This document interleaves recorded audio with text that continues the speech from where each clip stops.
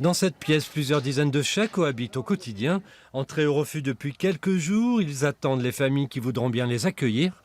Il y a 10 ans, 40 chats vivaient ici. Aujourd'hui, ils sont plus de 400. Un vrai casse-tête pour les bénévoles et les salariés du refuge SPA. Annuellement, c'est toujours un petit peu la même chose, les abandons, les chats trouvés qui ne sont pas récupérés parce qu'ils ne sont pas, la plupart du temps, ils ne sont pas identifiés. Et puis à partir du mois de avril-mai commencent les vagues des chatons parce que les chattes ne sont pas stérilisées. Et ils finissent par arriver au refuge. Il s'ensuit bien sûr un manque de place pour le refuge, manque de familles d'accueil et puis également des frais vétérinaires très conséquents.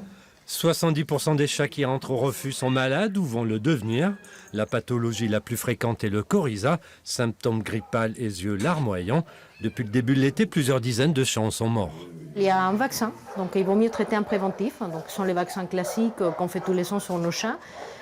Donc l'effet d'être vacciné, ça ne veut pas dire qu'il ne va pas rattraper la maladie. Une chose que les symptômes, ils seront moindres. Ça qui permet effectivement, dès que le chat, il peut effectivement rattraper le coryza, donc il est vacciné, mais à part un petit étournement à droite à gauche, ça ne fera pas plus que ça. Une chatte peut avoir 3 portées par an. Chaque année, le refuge dépense plus de 400 000 € en soins vétérinaires sur un budget de 1,3 million.